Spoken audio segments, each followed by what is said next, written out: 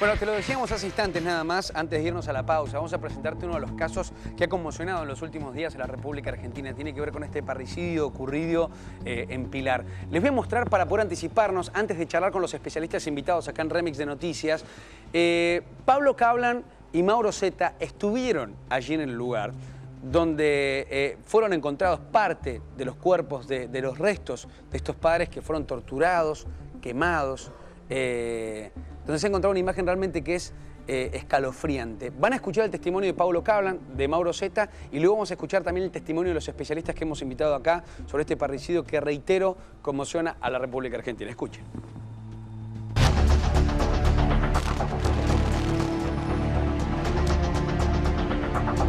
Bueno, estamos a 10 cuadras de la casa donde mataron a Ricardo Klein y a Miriam Kovalchuk. Este es el lugar exacto donde se sospecha, se supone, descartaron los restos del matrimonio. Este es el lugar exactamente, es el basural, donde terminaron haciendo el descarte. Basural ilegal, clandestino, sí. Una zona de terreno baldío, de hecho, abandonado, ¿no? Mira, está todavía la franja o la cinta policial. Ahí estaban las bolsas, las 16 bolsas estaban ahí. ¿Cómo llega acá el cartonero? Contalo. A ver, lo que se sospecha en la investigación es que una vez cometidos los homicidios no saben qué hacer. Entonces empiezan a planificar una forma de descarte de los cuerpos ya seccionados y ya incinerados. Sí. Necesitaban sacarlos, los restos humanos. A ver si estoy en lo correcto. En algún momento Leandro Yamila Costa sale a buscar a nivel de un galpón municipal que le provean un contenedor. Un contenedor municipal, sí. para dejar restos. Para dejar, obviamente sin aclarar de qué. Le estaba limpiando la casa, etcétera, etcétera. Y en el camino se cruza con el cartonero. Que es un chatarrero de ocasión, sí. un cartonero. Que lo conoce de la calle y le dice, mira, tengo un trabajo para vos. Y ahí le ofrece limpiar, sacar basura de la casa y a cambio les regalaba cartón, unas puertas, sí. Entre otros elementos que les servía. Como parte de pago. Como parte de pago. Entonces llévate estas bolsas, sí. No las abras porque hay mucha mugre, sí, y tiralas. Sí. Y el cartonero vino y las trajo acá. Las trae acá. Cuando estalla el escándalo, se presenta a declarar y cuenta este relato. Es por eso que llegan a las bolsas con los restos. ¿Sabes qué? Lo termina ubicando la policía al cartonero, porque hay otro hombre que es la persona que le compraba el cartón históricamente a la víctima, Ricardo Klein, sí. Que también se entera que Leandro Yamila Costa andaba buscando algún contenedor para limpiar su casa. Y a todos les llamaba la atención por qué limpiar su casa en ausencia de los padres que sí, supuestamente estaban en el bingo, que estaban en el Uruguay, que ven a denuncia de malos tratos contra los mellizos, y llegan a este lugar y acá se supone que en total son 16 bolsas que levantan los peritos de la científica.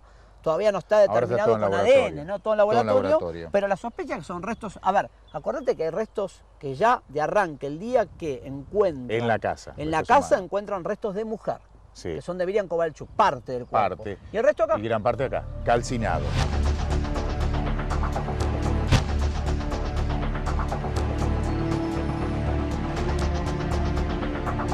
Bueno, pero ¿cómo fueron los hechos a partir, obviamente, de la confesión de una acusada que es probable que acomode el relato a su conveniencia? Claro, pero parcial. Cuenta lo que le conviene. Teniendo en cuenta este relato, los crímenes ocurrieron el 1 de septiembre, 8:30 de la mañana. 1 de septiembre, martes. 8:30 de la mañana. ¿Qué cuenta Karen exactamente ante el fiscal Marcelo Baiani? A ver, ella se despierta por un ruido fuerte, es el disparo. Un estampido. El tiro que mata a su papá. Ella dice, yo no sabía nada, me levanto con ese estampido, camino hacia la habitación, bajo, porque ella está en la habitación de arriba. La planta alta. Baja, la habitación que está abajo es la habitación matrimonial de los dueños de la casa, y lo veo a mi papá muerto y a Leandro con el arma que lo acaba de matar. Pero no le reprocha nada. Los mellizos, no le reprocha no nada. dice nada sobre ese punto. Sí lo que dice es, los mellizos no estaban, que eso puede explicar, eso puede ser cierto, sí. Porque si no hubiesen contado algo, son chicos, pero tienen 11 años, sí, gritos, y no sabían llantos, nada. Los nenes habían sido llevados por la mamá al colegio. Cuando hablamos de la madre, hablamos de Miriam Esther Kovalchuk, la otra víctima. La madrastra de ella. Y la mamá de los mellizos, la otra víctima. Entonces, en teoría, no estaba. Los nenes no están y tampoco esta mujer. ¿Te acuerdas que al principio decían, pero cómo los reducen a los dos a la vez? No, el tipo estaba durmiendo.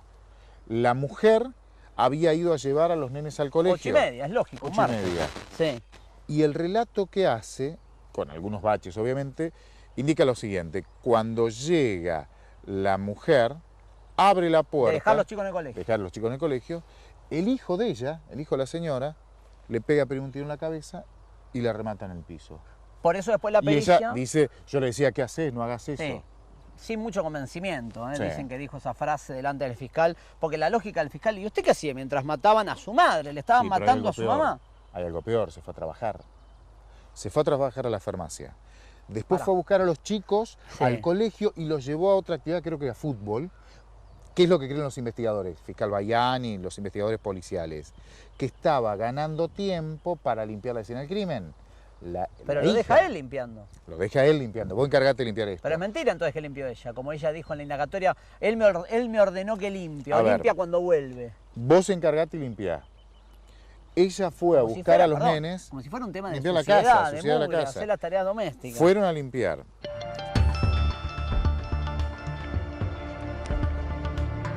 Bueno, ahí está en parte el resumen, lo que contaba Pablo Cabral y Mauro Sete. Es un caso realmente impactante, genera escalofríos, digo, con la violencia en la cual se pueden haber suscitado los hechos del asesinato de sus propios padres. Tengo invitados hoy acá en Remix de Noticias. Para mí es un placer recibir a Luis Grach, que es médico psicoanalista. Bienvenido, Luis. ¿Qué tal? Un placer que estés acá. También Hugo López Carribero, que es abogado, ya Hola. conocidos, Hugo. Hola, ¿Todo bien? mucho gusto, con todo aprecio. Bueno, un placer. Graciela Moreschi, que ha venido también con nosotros ya en varios temas, que es psiquiatra. Gracias, Graciela, por haber venido. Y también Mónica Chiribín, que es abogada de Leandro Acosta. Me gustaría arrancar por vos, Mónica. Hace algunas horas dijiste que tu propio defendido dijo estar aliviado por lo que hizo. ¿Querés saber si me puedes ampliar o poder contar un poco lo que hablaste con él? ¿Cómo lo ves? ¿Cómo reaccionó después de esto que es realmente impactante? Bueno, voy a hacer una pequeña síntesis de lo que recién se reflejó. Mis palabras son la impresión que yo me llevé de una entrevista. Es una persona que está tranquila, no está llorando, Sí. no está con culpa, no, todo por el contrario. Él siente que ha concluido con una tarea que le pesaba mucho. Esto viene de hace tiempo, según lo que él manifiesta. ¿Qué edad tiene Leandro? 24 años, 25 años. Es una persona discapacitada, porta una colostomía y otras cositas más que fisiológicamente son muy importantes. Es una persona que, según manifiesta, ha vivido con temores, con odios, con alucinaciones. Es una persona que está hablando lo más bien y de repente se ríe. Y de repente vuelve a la charla normal. En ningún momento detalla así el hecho tan puntualmente, porque no era la entrevista para eso, sino que era tomar una impresión de él. Y la primera entrevista fue que recurriera a Klein y que tratara de ayudarla. Y la segunda, cuando se enteró lo que dijo Klein, dijo no la ayude. Entonces, después seguimos hablando y me explicó qué sintió en estos últimos días.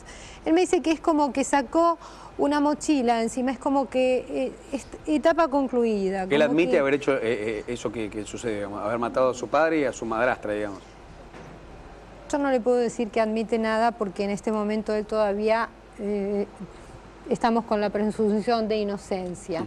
Yo lo que le puedo decir es lo que aprecio en la charla de él. Es un chico que ha padecido mucho, ha sido estigmatizado, según él ha sido abusado.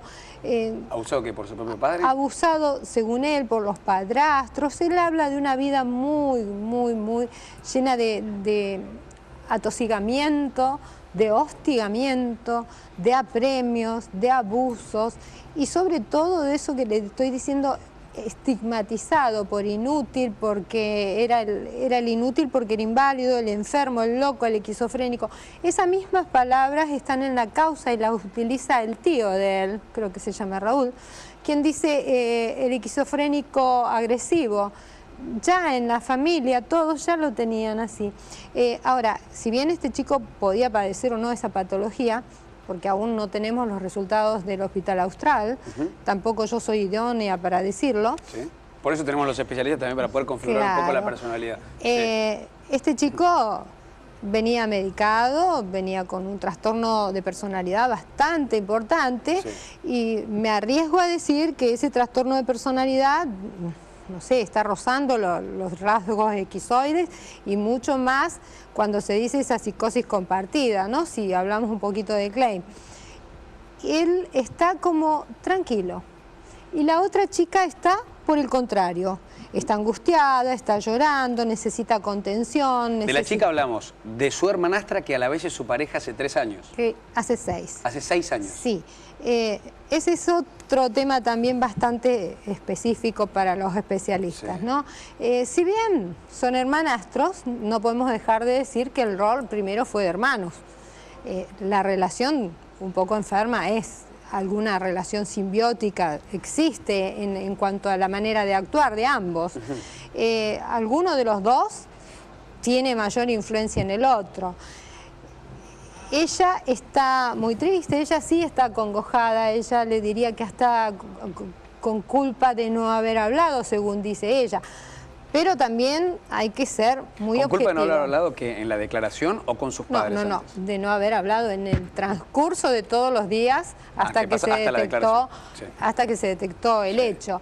Ella siente que no habló, que nadie se dio cuenta. Claro, porque el tema es que se descubrió esto, digo, para llamar y para que ustedes también entiendan, podamos entender todos, 2 semanas después de haber cometido el crimen, ¿no? Es ese, que saludan a los vecinos con total normalidad, salían a la calle con total normalidad. Es muy importante lo que usted está diciendo. Sí. Entonces, una persona que está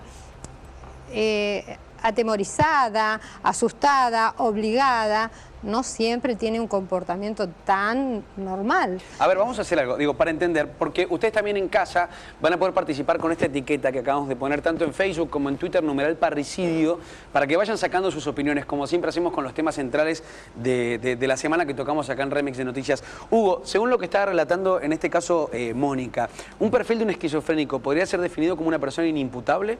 Habitualmente en tribunales eso no alcanza, pero es un camino, un sendero de defensa muy atendible. Con otras patologías. Muy pertinente, ¿no es cierto?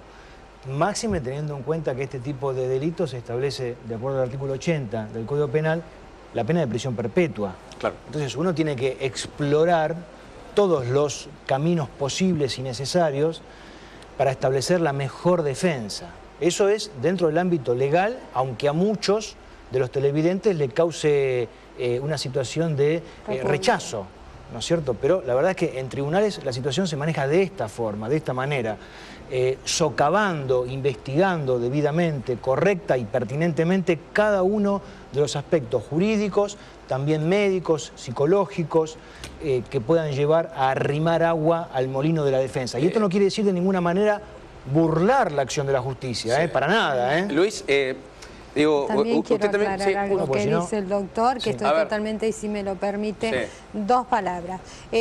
Muchas veces la gente que nos está escuchando está pensando, qué barbaridad, cómo van a defender a ese hombre, por qué no lo matan, porque la gente tal vez no alcanza a entender que nuestro trabajo, el abogado va a defender a esa persona para ver si tuvo o no capacidad, para saber qué pasó en su psiquis en ese momento y también para determinar... para garantizar el procedimiento de derecho, ¿no? Exacto, y determinar a través de los peritos idóneos si existen estas patologías que muchas veces desconocemos y tenemos enfrente individuos que dan síntomas y nosotros los desconocemos, entonces la sociedad tiene que saber. Bueno, por eso quiero entender, digo, para que todos podamos llegar a analizar de esto que se conoce hasta ahora por declaraciones, ¿cómo es el perfil de una persona esquizofrénica, Luis?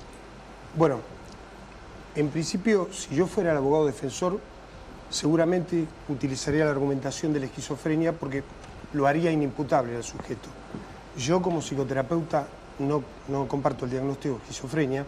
A ver. No lo conozco al paciente, pero por el relato policial de las noticias, para mí, digamos, este paciente tiene trastornos que lo hacen diagnosticable como un trastorno antisocial de la personalidad.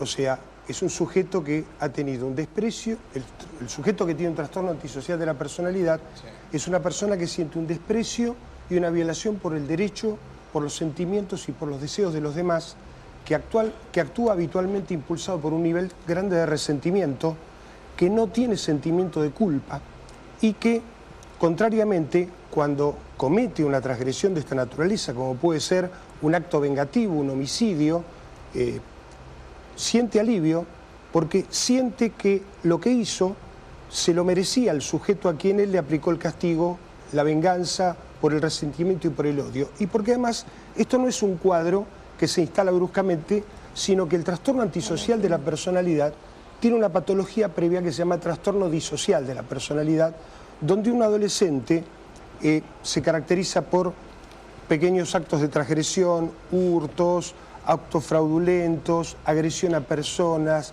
actos transgresivos, dificultades para insertarse en la actividad social normal, trabajar o estudiar. Y esta persona me parece que cumple con todos los ítems como para pensarlo como un trastorno antisocial de la personalidad, conocido como psicopatía o sociopatía. No nos olvidemos de que él fue en persona a comprar el hacha, los machetes y llevó adelante toda una maniobra pergeñada desde hace tiempo. Para mí, yo pensaría en una psicosis, en una esquizofrenia si el paciente tuviese ideas delirantes. O sea, la línea divisoria entre la neurosis o la psicopatía y la psicosis es la pérdida del criterio de realidad. Un psicópata lo que tiene alterado es el sentido de la realidad, no el criterio de realidad. Por ejemplo, si yo me emborracho o tomo algunas drogas, voy a tener alterado el sentido de la realidad. En cambio, el esquizofrénico tiene ideas delirantes, o sea, tiene una alteración del criterio de realidad, por lo cual construye ideas delirantes que explican una realidad. Por ejemplo, podría decir que los mató porque el padrastro y la madre tenían una posesión demoníaca, porque tenía un aparato de influencia que le daba esas órdenes. A ver, por lo que se conoce, usted me puede corregir, tiene que ver con un maltrato a los hermanos, los mellizos, a los más pequeños, ¿no? De 11 años. Totalmente con lo que está diciendo aquí el doctor. En una de sus charlas, él entiende que aquí se terminó el abuso que había con los hermanos. De hecho, ellos recurren a la justicia para salvaguardar a esos niños de 11 años. Él tiene un delirio o escucha, o le parece, o no sé. Perdón, la veo Graciela, digo, también como especialista psiquiatra que hemos charlado muchas veces acá en diferentes casos. Ella es muy expresiva también desde sus caras, ¿no? Y eso me da la pauta a entender, digo, que quizá todo lo que estamos configurando por entender, porque algo a mí me llama la atención. Si bien usted definimos desde un perfil esquizofrénico que pueda llegar a tener algún delirio, es una persona que ha mantenido una pareja. Está bien que es raro saber que es algo a analizar, que sea su propia hermanastra, la cual, digo, hace 6 años que tiene una relación como si fuese una persona fuera de su vínculo familiar, algo que no es normal. ¿Cómo se define? Porque esta persona, al no estar, o por lo menos al no definirse bajo la palabra de su abogada en sus cabales, puede llegar a formar esto y también manipularla a llevar a cometer lo mismo sin tener un sentido de culpa, o también justificando lo mismo del maltrato a sus hermanos menores. O a la inversa. Claro, o a la inversa también. Claro, yo sí, probablemente hice una cara porque no me parece que esto de los mellizos, de la sensación de maltrato, sea el tipo de delirio al que se refería mi colega. Es como que el tipo de delirio tiene que ver con algo muchísimo más bizarro. Esto más bien parece una explicación, lo que él da como una justificación para... una justificación del acto que comete. Sí, no tiene rasgos aparentemente, por lo que se cuenta, de tipo esquizofrénico. Y además, yo tomo algo que en algún momento habías dicho, que era, me estigmatizaron, dicen que soy violento, y en última instancia él confirma esta estigmatización que le pusieron, porque no cualquiera mata a su padre. Claro, a ver, estamos hablando un poco en esta primera introducción a la charla del perfil de estos chicos. Porque ahora también yo quiero hablar de su relación, que me parece que es otro tema, y también del modus operandi en el cual construyeron esta escena macabra, que no me parece... Ahí ahora aparece otra situación diferente, Nicolás, ¿no? Porque ahora me meto en eso, doctor. Quiero que prestemos atención sobre esto, que es el testimonio de un vecino, porque también los vecinos, luego de cometido el acto, estos dos chicos salían a la calle, saludaban con una sonrisa como si nada hubiese pasado, con total normalidad, que eso también da un perfil psicológico. Escuchen y presten atención al testimonio de este vecino, cómo narra y relata también el perfil de estos dos chicos. Mirá.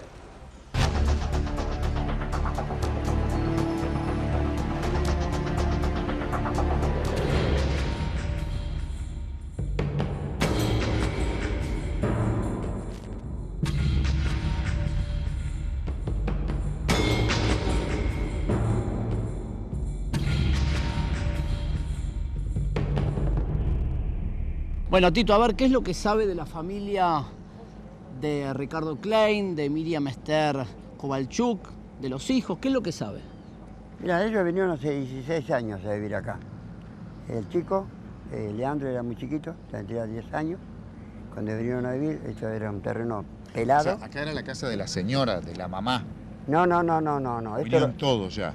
Acá vino Ricardo primero, Ricardo. Y al mes apareció Miriam con el nene. Con el nene. Hicieron la piscina en el fondo. ¿Y no había nacido, o sí, era chiquita la nena de Ricardo? La nena no sabíamos nada. Nosotros recién nos enteramos que tenía una nena, cuando la nena parece que tenía 11 años. Pero Bien. Ricardo siempre estuvo solo. O sea que Ricardo vino solo. Solo. Empieza a construir hace más de 10, 11 años. No, más. 16. 16, casi 16 años. Bien. Hace una piecita, la lluvia canta allá en el rincón. Sí. Después empiezan a construir. Y Miriam vino como a los 15 días que apareció Ricardo con el nene. Con el nene que es el homicida. el Hablamos homicida. de Leandro Yamila Costa. De Leandro. ¿Qué edad tenía Leandro? Y habrá tenido Leandro 10 años, más no tenía. Sí, 10 años habrá tenido, sí, más o menos. Estamos hablando hace 11, 10 años a la fecha, 15 años a la fecha. Su matrimonio con el nene. Claro, ese era el matrimonio con el nene. Nunca más, siempre estuvieron solos, trabajaron a morir, él era albañil. Gente muy trabajadora, ¿no? Sí, todo el tiempo trabajando. Sí. Acá hay varias casas que le hicieron ellos. ¿En esta misma cuadra? En esta misma cuadra, después les voy a mostrar. ¿Pero después se hicieron cartoneros con el tiempo? Él toda la vida fue albañil. Albañil y ella el peón. Ella toda la vida fue peón.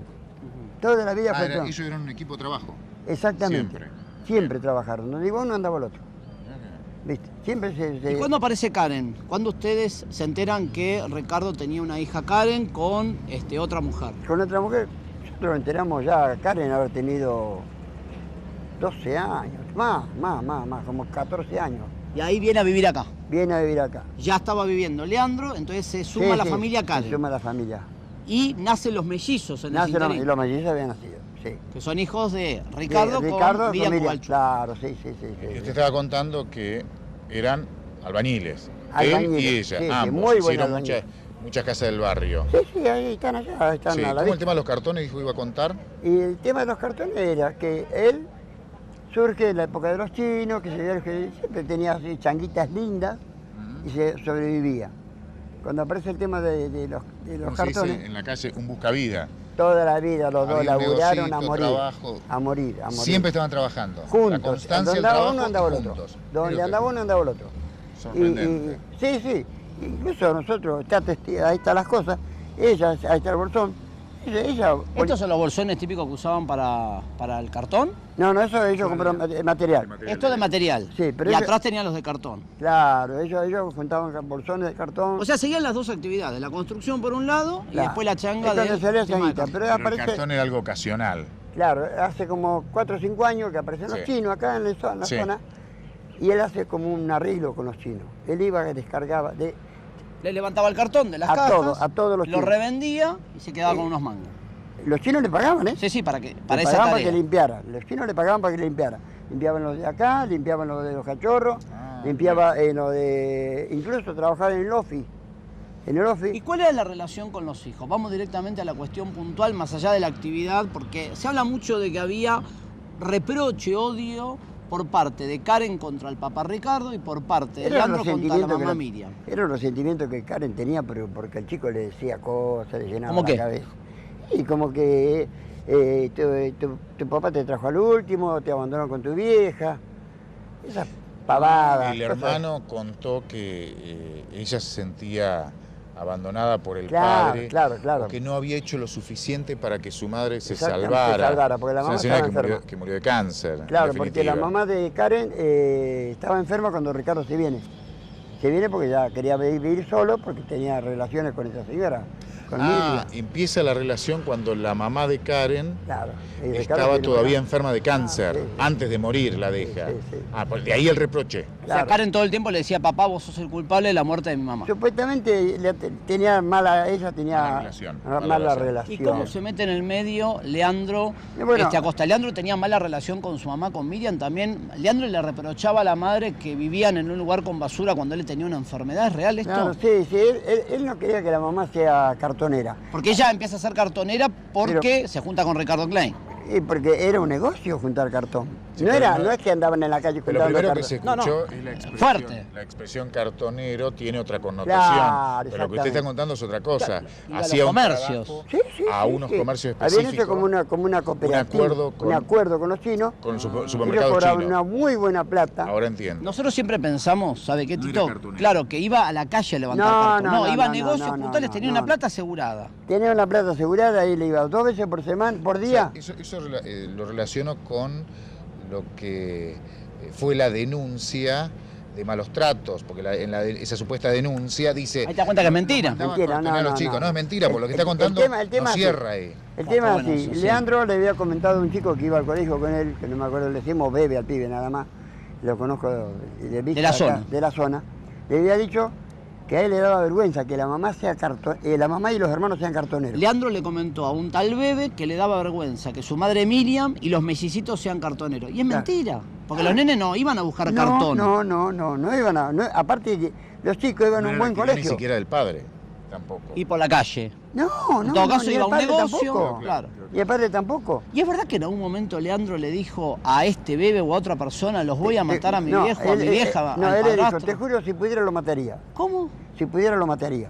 ¿Por qué? Y Al porque no padre, al siempre, padrastro, al porque padrastro. diciendo que la arrastraba la madre. Por eso él hizo una denuncia de violencia de género. Pero él siempre defendiendo a su mamá. Sí, sí, él El relato que está haciendo usted es él defiende le a su daba mamá. vergüenza que la madre sea cartonera.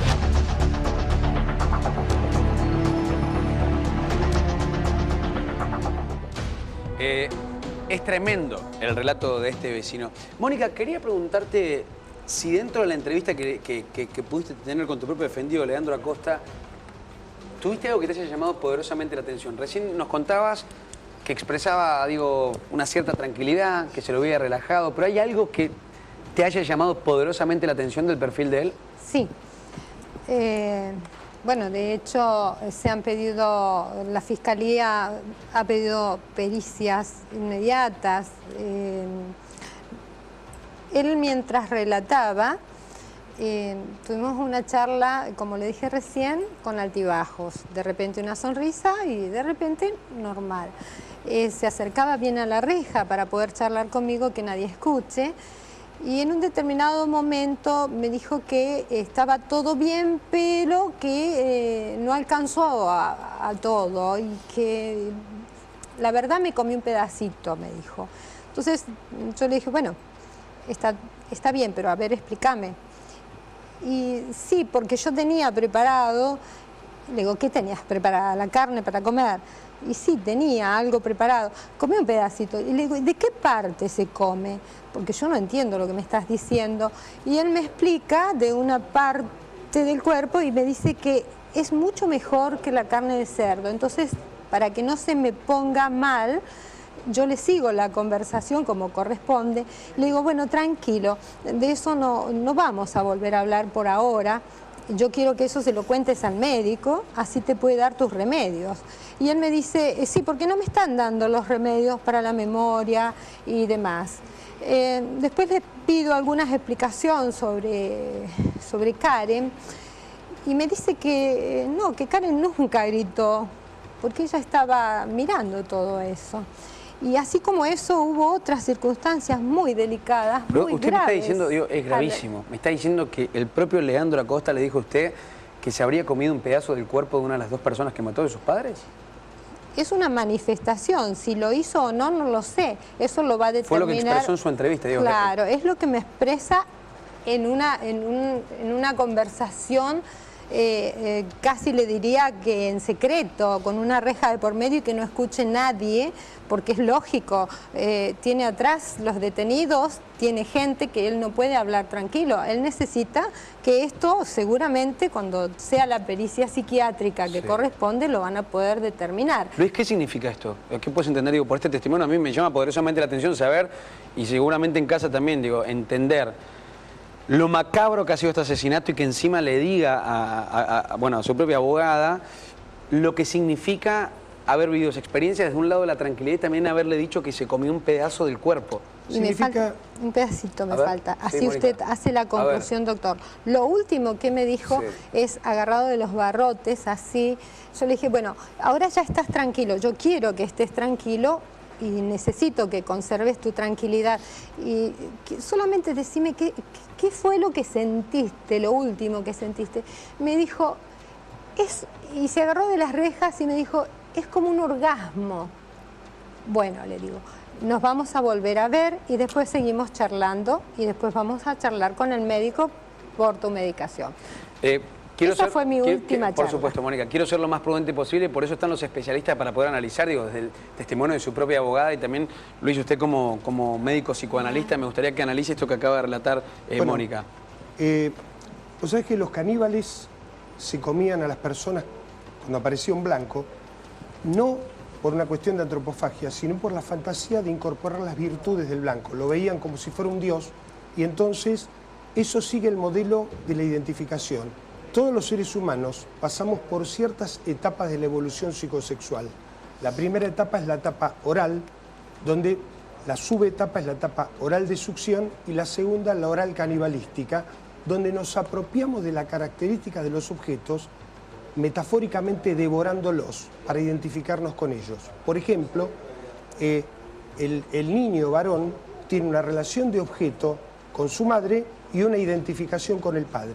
Quiere ser como el padre y tener a la madre. Para ser como el padre, metafóricamente es como si lo devora para incorporárselo. La diferencia entre el neurótico, todos tenemos un complejo de Edipo y todos tenemos una relación ambivalente con nuestros padres. La diferencia entre el trastorno antisocial de la personalidad es que estos sujetos carecen de una instancia que se llama superyo.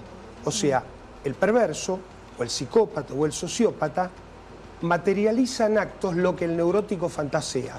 Yo, digamos, entre los 10 mandamientos, ¿qué es lo que está prohibido? Está prohibido lo que más se desea. Si no, no estaría prohibido. No está prohibido romper dinero, comerse la materia fecal. Digamos, está prohibido matar porque todos tenemos la tentación o la fantasía de matar. Pero hay una diferencia entre el neurótico que reprime eso y la personalidad antisocial. Pero creo que acá, digo, el testimonio de Mónica, hay dos cosas que son muy fuertes. Primero, el acto, del canibalista, de comerse un pedazo del cuerpo, y por otro lado, el disfrute y el goce como una expresión sexual, de decir, fue un orgasmo realmente haber... Porque materialicé mi fantasía vengativa, porque tengo acumulado una cantidad de odio y de resentimiento, porque sufrí abusos. O sea, no cualquiera construye un trastorno antisocial de su personalidad. Esto me hace acordar, digo, más allá de las diferencias, me acuerdo ese motín en la cárcel, el llamado Los 11 Apóstoles, donde también, digo, mataron a otros rehenes en Sierra Chica, donde también terminaron, creo que haciendo empanadas a los propios reos que mataban, o a los guardiacárceles, una expresión también canibalista tremenda. Y digo, los 12 Apóstoles era como se bautizó a ese grupo de delincuentes. No es una expresión que quede lejana, por lo menos para poder citar en este parricidio. Y que tenía mucho que ver con lo que está diciendo el doctor, claro. Porque esas personas que habían ido al horno, muchos de ellos eran los que abusaban de los que recién ingresaban. Ahora, esa situación también podría, en algunos casos, no tener relevancia jurídica. ¿Cómo no? Claro, por supuesto. ¿Por qué? Que no. Podría no tenerlo, porque el desafío de la justicia es indagar y hacer una retrospectiva para saber qué pasó en la psiquis de la persona en el momento del hecho. Todas las acusaciones tienen 3 características, las acusaciones jurídicas tienen 3 características: modo, tiempo y lugar. ¿Cómo lo hicieron? ¿Dónde lo hicieron? Y modo, tiempo y lugar. ¿Dónde lo hicieron y en qué momento? Día, fecha, si es Pero posible, puede ser, por ejemplo, un agravante más allá del hecho, esas 2 semanas donde ocultaron ese crimen. No, porque el crimen ya se había producido. No es ningún agravante. Nadie puede ser encubridor de su propio hecho. pueden cubrir el hecho de otro, pero no el hecho propio. Eso no está previsto en ningún artículo del Código Penal. Ahora, el desafío de la justicia, a través de los psicólogos, de los psiquiatras, de los propios abogados defensores y de los fiscales, es ver, establecer cómo estaba esa psiquis en el momento del hecho, para saber, como dice el Código Penal, si en el momento de los acontecimientos pudieron comprender la criminalidad del acto, más allá de que si después enloquecieron. Antes claro, inclusive si él ya venía con un diagnóstico psicótico o no, acá lo único que aparece como medio psicótico es en algún momento, que ahí habías dicho, que escuchaba voces, digamos, sería lo único delirante. En el resto es como, inclusive este hecho de matar al padre, como recién decía el colega, el hecho de incorporar al padre y de matarlo de alguna manera tiene que ver con poder llegar a ocupar el lugar. Esto es una fantasía que está presente en todos, pero a nivel simbólico. Una cosa es a nivel simbólico de decir, bueno, yo puedo superar a mi padre, matarlo internamente como papá y ocupar su lugar, y otra cosa es llevarlo a la práctica. ¿Y esto es una justificación, digo, la protección a sus hermanos más pequeños? ¿O no? Yo creo que es una justificación. Por eso no me parecía como un delirio que justificara un delirio esquizofrénico. Más vale parecía una justificación.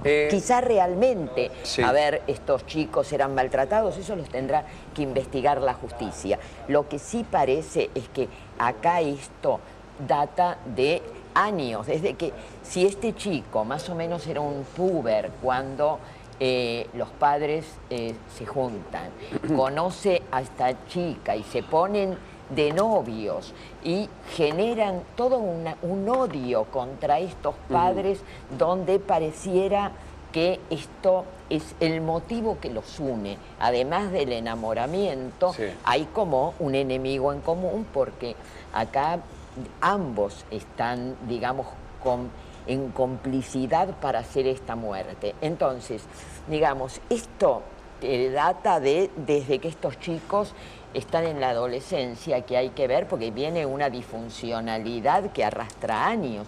Esto que vos decías, bueno, no es común que uno se ponga de novio con su hermanastra. Una hermanastra que la conoce desde chica, que tienen como un periodo de crianza juntos bastante extenso. Porque... Graciela, yo quiero hacer algo porque obviamente hay muchísima gente mirando del otro lado. Tenemos una responsabilidad nosotros como comunicadores de expresar las terminologías correctas, sobre todo en las cuestiones que no dominamos profesionalmente, porque es un caso, creo, y después de las declaraciones que acaba de hacer la doctora Mónica, me parece que es importante saber y descubrir la violencia con la cual se ha cometido este acto.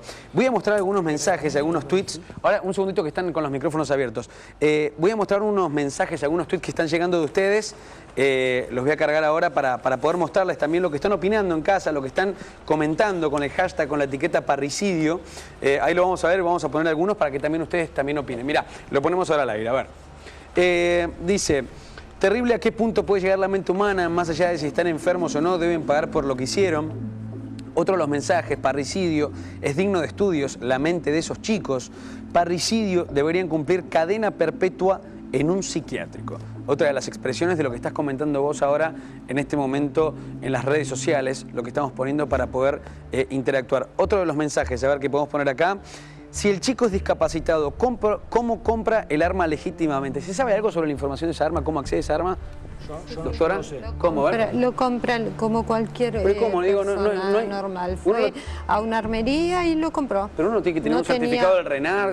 No tiene la aportación, tiene la compra del arma y nada más. Perdón, si yo voy a una armería ahora así nomás, por más que no tenga la habilitación de portación, ¿puedo comprar una pistola? No debiera. ¿Qué me tienen que pedir a mí? Y necesita un informe psiquiátrico, necesita una serie de requisitos que los da, ahora no se llama más el RENAR, pero los da ese que según el perfil que usted está describiendo, digo, sería una locura dárselo, ¿no? Lo consiguió con fecha exactamente, creo que 1 de agosto. O sea, un mes antes de haber cometido el crimen, él va a comprar el arma y se la dan así como si hubiese ido a un kiosco a comprar un chocolate. Es decir, yo vi las credenciales con fecha 1 de agosto del 2015. Él ya premeditó, digamos, un mes antes cometer eso. Ya lo tenía pensado, ya lo tenía premeditado desde hace tiempo, pero mes antes compra esa arma para directamente ejecutar a su padre, primeramente. Entiendo que el arma la necesitaba para defenderse de esos supuestos ataques que él dice sufrir permanentemente. Él dice que necesita terminar con esa historia. Sí. Entonces va buscando paso a paso los materiales, diríamos. Le quiero hacer una aclaración, porque sí, recién nos olvidamos. La chica, según los dichos y la entrevista de mi cliente, esta chica, la mamá fallece de cáncer. ¿A qué chica se refiere? ¿A la hermana? A Klein. Bien. El papá, ella culpa a su papá, dice el chico, yo no lo puedo certificar, que culpa a su padre de la muerte de su madre por el cáncer y culpa a su padre de haber vendido la propiedad y no haberle dado a ella el dinero de la propiedad. También tenemos aquí unos trasfondos económicos bastante importantes, que nada va a justificar tremendo crimen, pero tampoco lo podemos obviar. Doctora, ¿sería tan amable usted de repetirme el momento en el cual él expresó, creo que va a ser el tema en el cual se va a desarrollar después de esta declaración, que es muy importante, su testimonio también, la reproducción de su propio defendido, el momento en el cual le expresó este acto de canibalismo, este acto de haber expresado también como un placer sexual, un deseo, si fue un orgasmo, realmente haber comido una parte del cuerpo? ¿Cómo fue? ¿Era al final de la entrevista? ¿Cómo venía el clima de la charla? ¿Cuánto fue? ¿Cuánto habló con su cliente? Y debo haber estado hablando una hora. Una hora. Logré que se relaje, logré que confíe, casi que le hablo en el mismo idioma para que él esté más tranquilo, y es ahí donde él se acerca bien a la reja para decirme... sobre el final de la charla. Claro. ¿Y cómo se lo dice? ¿Qué le dice? A ver si lo puede repetir. Y yo le voy a decir la verdad, sí. Me dice, yo me comí un poquito. Digo, ¿un poquito de qué? Y yo tenía la carne preparada arriba, lo que pasa es que llegaron justos, dice, pero un poquito alcancé a comerlo. Dice, pero yo ya lo tenía preparado. Entiendo que el preparado son esos trozos de carne que estaban en el agua. Hay trozos que habían en agua o en sal, algo así vi en la causa. Entiendo que es eso lo que él me está tratando de relatar. Entonces él dice, un poquito me comí. Y yo le dije, ¿y cómo es la carne? Le dije, es como la del cebú, porque tengo que seguir la charla, claro, no me puedo asombrar, claro, ni me puedo asustar, es lo lógico, profesionalmente debo sobrellevarlo. Sí. Y él me explicó, no, le dije, ¿de qué parte se saca? Le hice una seña como diciendo donde tenemos más carne. Entonces me dice, no, de aquí, porque es mejor que la carne de cerdo, me explicó. Entonces yo le dije, bueno, ya está, ya pasó, ya ahora tranquilízate, vamos a seguir con otra cosa para tratar de sacarlo. Y después le dije, esto se lo vas a contar al doctor porque necesitamos que esto lo vuelvas a contar y necesito de verdad que se lo cuente al psiquiatra y a todos los peritos. Lo que pasa es que tiene que ser en el medio apropiado. No se olvide que yo tengo una entrevista en una celda, en un locutorio donde atrás tiene los otros detenidos y él no puede hablar. Cuando un especialista, como los doctores aquí, lo tengan solito, seguramente lo van a saber llevar mejor que yo y seguramente lo va a relatar con más detalles al tema. ¿Usted con la hermanastra no habló? Sí. ¿Habló? Sí. Me dijo que, a diferencia de él, a ella la notaba muy nerviosa, muy tensa. Digo, ¿podemos entender que también él llevó a esta chica, quien es su pareja hace 6 años, su hermanastra también, a cometer esto o no? No, yo voy a hacer una aclaración. A ver. Yo, antes de concurrir a Fiscalía, concurrí a ver los detenidos para ver si aceptaban la defensa de los dos. Sí. ¿Por qué de los dos? Porque veo al hombre y me pide por la esposa. Entonces recurro a ver la chica. Cuando veo la chica, veo una chica de apariencia frágil, acostumbrada a ver otro tipo de detenidas, para mí es de apariencia frágil, la veo llorando, me conmueve, la veo muy acongojada, angustiada, con pesa, con pena, con culpa, ¿y ahora qué hacemos? ¿Y qué pasa con mis hermanos? ¿Y qué voy a hacer? ¿Y que ayúdeme? Y que desesperada. O sea que recién parece que había tomado conciencia del hecho, pero ella no me dice que había declarado y tampoco me dice lo que declaró. Simplemente me dice, yo no lo quiero ver nunca más porque es un loco y bueno, un par de properios, pero esto es claro. Ella en su angustia trató de explicarme una parte.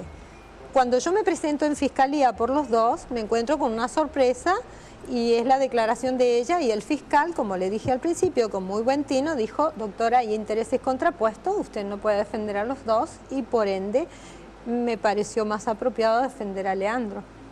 ¿Nicolás? Sí, Luis. Yo creo que Leandro dice que para él es un orgasmo porque como él no tiene remordimiento, él piensa que lo que él hizo justicia. No es que él considera que lo que él hizo está mal. La persona que tiene un trastorno antisocial de la personalidad piensa que cuando comete un robo, piensa que esa persona que es robada se lo merece y que de algún modo lo que le pasa a la gente, sea bueno o malo, tiene un merecimiento y que él no tiene ninguna razón de tener un sentimiento de culpa. Perdón, Luis, un paréntesis ahí chiquitito nada más, que me quedó pendiente de la otra vez que explicaste lo mismo. ¿Cómo una persona que puede llegar a tener esa visión o esa concepción de la realidad que para cualquier otra persona normal puede ser distorsionada, puede llegar también a mantener una relación de amor? Más allá de que sea una relación enfermiza, como podemos decir, con su propia hermanastra. ¿Cómo puede pasar eso? Ahí va. Creo que hay una diferencia entre este muchacho que no tiene culpa ni remordimiento y la chica que de algún modo fue inducida por lo que quizás fue un trance de enamoramiento. Freud dice una frase que es maravillosa, dice que el enamoramiento levanta represiones e instaura perversiones. O sea que una persona enamorada puede hacer cosas que en su estado normal quizá no haría. Ojo, hay que diferenciar lo que es la manipulación de lo que es una relación de amor. El sujeto que tiene un trastorno antisocial de la personalidad puede simular simpatía, puede simular tener una conducta ética, porque es un manipulador. Y entonces para manipular al otro puede simular una relación de amor, lo cual no quiere decir que necesariamente lo siente. En ese sentido, lo primero que aprendemos quizás los que nos formamos en todo lo que es la disciplina de la salud mental es a diferenciar entre lo que se llama el contenido manifiesto y el contenido latente. ¿Qué es lo que una persona dice y qué es lo que pretende producir con su discurso? Yo creo que esta chica, evidentemente, tampoco es inocente. De algún modo tuvo una participación quizás más pasiva, pero tiene una responsabilidad en los hechos porque de algún modo fue coprotagonista. Lo que pasa que no es lo mismo. Yo no sé si ustedes tuvieron la oportunidad de ver la película El Sorpaso. Es una película, seguramente vos no la viste porque sos muy joven, una película que hizo Vittorio Gassman y Jean-Louis Trintignant hace muchos años, donde es una demostración extraordinaria acerca de lo que es la psicopatía. Cómo Vittorio Gassman, el personaje, induce a Jean-Louis Trintignant a abandonar su vida, el tipo estaba estudiando, lo lleva a hacer una cantidad de cosas y Jean-Louis Trintignant no se puede resistir porque el personaje de Vittorio Gassman es un manipulador extraordinario. Es más, se llama El Sorpaso porque en determinado momento él va a sobrepasar un auto en una curva, tiene un accidente, se muere Jean-Louis Trintignant y Vittorio Gassman queda ileso. O sea, eso muestra lo que es la psicopatía, cómo un psicópata, un sociópata puede llegar a inducir a alguien... A cualquier cosa. Sí. A cualquier cosa. Hugo, a ver. Ahí lo que se dice habitualmente en tribunales, Nicolás, el análisis jurídico que se hace es que el psicópata es imputable. Es lo que se habla habitualmente. Es imputable un psicópata. Puede comprender la criminalidad del acto. Tiene todas las características de las sentencias que se ven habitualmente, incluso en el Tribunal de Casación, donde dicen que no experimentan un sentimiento de culpa. ¿Cómo se configura esta causa? Digo, ¿ante qué causa estamos? ¿Perdón? ¿Cómo se configura esta causa? ¿Cómo se configura en el marco de una acusación de un doble homicidio. Y nada. Pero nada, por ahora es eso. Ahora lo que frecuentemente en tribunales se le da el perfil de la persona imputable, la persona que puede comprender la criminalidad del acto, aun cuando tiene culpa o remordimiento, ¿no? Ahora, para mí es importante, primero, hacer esa diferencia. Claro que es imputable un psicópata, porque un psicópata lo que no tiene es culpa, es como esa conciencia moral, pero tiene sí un sentido de realidad perfecto. Lo que sería inimputable es alguien que no tenga un sentido de realidad en el momento de cometer el acto, porque si fuera un esquizofrénico, pero compensado con medicación, sí sería imputable porque en ese momento no tenía un delirio. Ahora, hay algo que creo que si no estamos como apresurándonos y tendríamos que conocer más. Hay algunas cosas que a mí me quedaron como haciendo ruido, que tienen que ver si es verdad que este chico escuchaba voces, qué le decían esas voces, si estaba medicado y con qué tipo de medicación que justifiquen una esquizofrenia, un antipsicótico o algo. ¿Estaba medicado él previamente? ¿Tenía algún antecedente en el colegio o ya había sido...? Sí. Existe un pedido de fiscalía. Él estaba siendo atendido en el hospital, creo que austral, y no obstante ello, la semana pasada fue asistido por un profesional y le dieron un jarabe, una medicación para la memoria, porque él dice olvidarse, y le dieron... Bueno, y el diagnóstico decía trastorno de personalidad, el diagnóstico que había dado un profesional que fue a la comisaría, o sea, un precario médico le llamamos vulgarmente nosotros, es lo primero que se hace. Ahí habla de un trastorno de personalidad y también habla de un trastorno orgánico. Un trastorno de personalidad no es una psicosis, digamos, eso es importante. No, yo le digo lo que pero como para ver, en un trastorno de la personalidad, algunos se determina que ni siquiera es una enfermedad, es un trastorno. No es una enfermedad porque no se cura. La parte de trastorno de personalidad sería aquella estructura de base que viene mal y que sería de alguien imputable. Graciela, a ver, perdón. Sí. Yo sé que del otro lado seguramente están todos sorprendidos por estos testimonios, por este caso que sin dudas genera impacta también, digo, por las formas, ¿no? Esto de la situación del caníbal no se había conocido todavía. Por eso digo que se acaba de conocer esto, va a ser un tema en el cual se va a hablar mucho. Quiero, por lo menos de mi lado, como siempre hacemos siempre en los temas de acá de la semana, ser muy prudentes con cada una de las terminologías, porque del otro lado hay mucha gente que nos escucha y nos han tocado varios casos para poder hablar y cada uno tiene sus diferencias y particularidades. Esto específicamente, este acto caníbal, este acto de placer sexual comparado con un orgasmo, digo, a la hora de necesitar expresar encima a una abogada en su primer contacto, ¿no? Exacto. Es llamativo eso. El tema es el siguiente, como lo dije recién, esto es materia de los profesionales idóneos. Yo hago la apreciación de mi entrevista y no hago más que contar lo que viví y lo que pude percibir.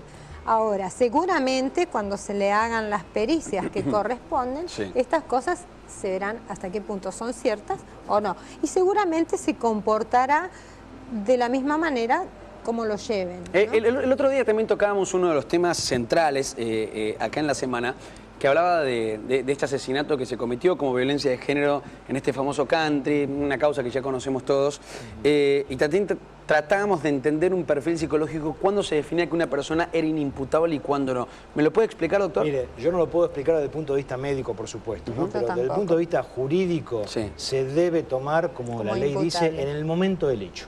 Si en el momento del hecho, esto está establecido en el artículo 34 del Código Penal, pudo comprender la criminalidad del acto, pudo saber lo que estaba haciendo. En este caso, por ejemplo, que estaba cometiendo un homicidio, le estaba quitando la vida a una persona, el dolo directo, ¿no?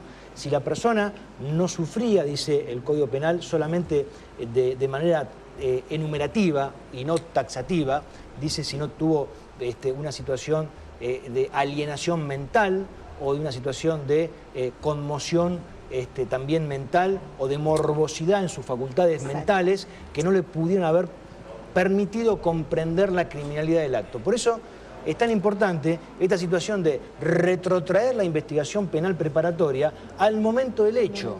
Si en ese momento en que se cometió el hecho, en estas tres características que le decía recién, modo, tiempo y lugar, de qué manera, cuándo y dónde, comprendieron en este caso, porque fueron dos, ¿no? O son dos los acusados por lo menos, comprendieron la criminalidad del acto, que estaban lesionando. Por supuesto que no es lo mismo la inimputabilidad de un robo, de una estafa, que de un homicidio. Ahora, también es importante, Diego, y no los hemos mencionado todavía porque hemos tratado de partir la charla en diferentes situaciones. El testimonio, me imagino, en cámara Gesell de los hermanos mellizos que tienen 11 años, ¿no? Podría ser importante, yo no lo descartaría. Si ellos, por ejemplo, expresan que fueron maltratados, que también fueron acosados, sí, ¿justificaría? Sí. Ahora, eso tiene que ir acompañado de otros elementos de prueba, no es solamente eso. ¿Qué? A ver. Bueno, la propia declaración de los imputados. La propia declaración de los imputados, que pueda servir de base para convocar a los niños, para que digan, miren, finalmente, lo que nos decían los imputados en su declaración indagatoria viene a ser corroborado por la Cámara Gesell. ¿Me aguardan un segundito? Y ya seguimos con este tema, realmente está muy interesante hoy y es un caso realmente difícil para poder contarles a todos ustedes. Vamos a seguir en un ratito. En este momento